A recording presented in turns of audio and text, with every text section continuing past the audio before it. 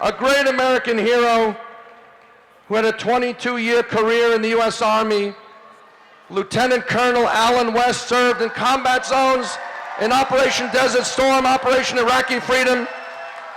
Please welcome former Congressmember Alan West. How y'all doing in Times Square? Hey, look at here. I'm not one of these highly educated, easily speaking, kind of intellectual guys. I'm a U.S. Army combat paratrooper. And this is what I want to say. This is the simple message that we should be sending to Iran. When Iran stands up and they chant death to America, all we need to say is, you first. What message are we sending?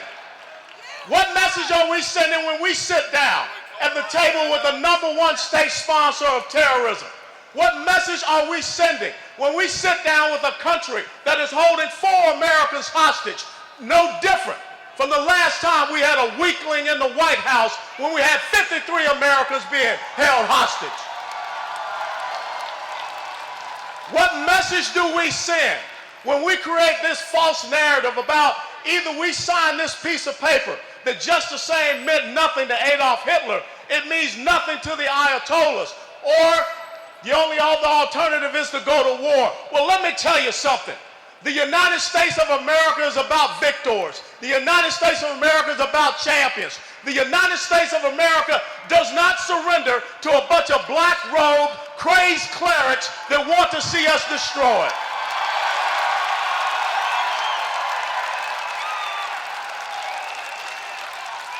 What does it say about us when we sit down and we sign an agreement with a country like Iran so that they can become an economic power, so that in 5 to 8 years, when the UN arms embargo is taken away, they can become a military power, and then in 10 to 15 years, they will become a nuclear power. But yet we stand up and say we're going to cut our United States Army by 40,000. We have the smallest Marine Corps since World War I, the smallest Navy since 1917, the smallest and the oldest Air Force since we created the modern Air Force. What message does President Obama send to these people over in Iran? Is not the message that was sent to Britain 239 years ago at Lexington Green, when we fired the shot that was heard around the world.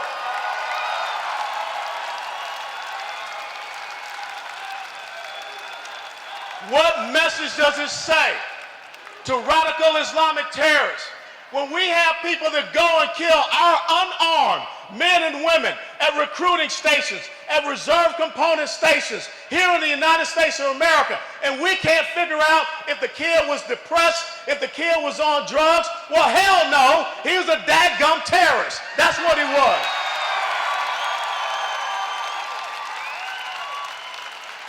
Now, I got to tell you something. I got to hurry up and get off this stage because I got to go to a fundraiser and a Broadway show.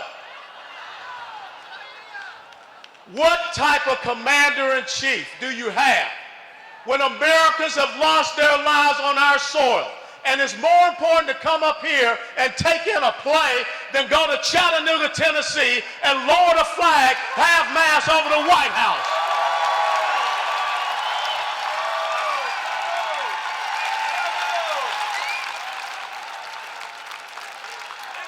It's very simple, ladies and gentlemen. Alexander the Great had a fantastic quote, and he said, "I would not fear an army of lions if they were led by sheep, but I would fear an army of sheep if they were to be led by a lion." This great nation is a nation of lions that is currently being led by the greatest of sheep that we have ever seen in our 239 years of existence. How dare Barack Obama, how dare John Kerry, how dare Valerie Jarrett, or any of these other charlatans that occupy Washington, D.C. surrender this great constitutional republic to the Republic of Iran. Ladies and gentlemen, it was said in December 1775 by Thomas Paine, that these are the times that try men's souls, that the sunshine patriot and the summer soldier will shrink from his duties. But to those who will make a stand, those of you that are here in Times Square, you will deserve the love and admiration of all men and women.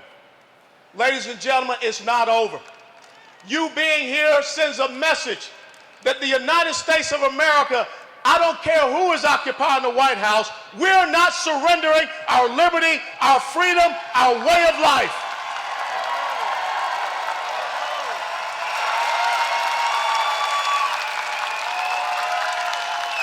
I want President Barack Obama to know one thing. You may say that you have done something that no one else has ever done. You know why no one else has ever done it? Because it's a damn stupid thing that you just did.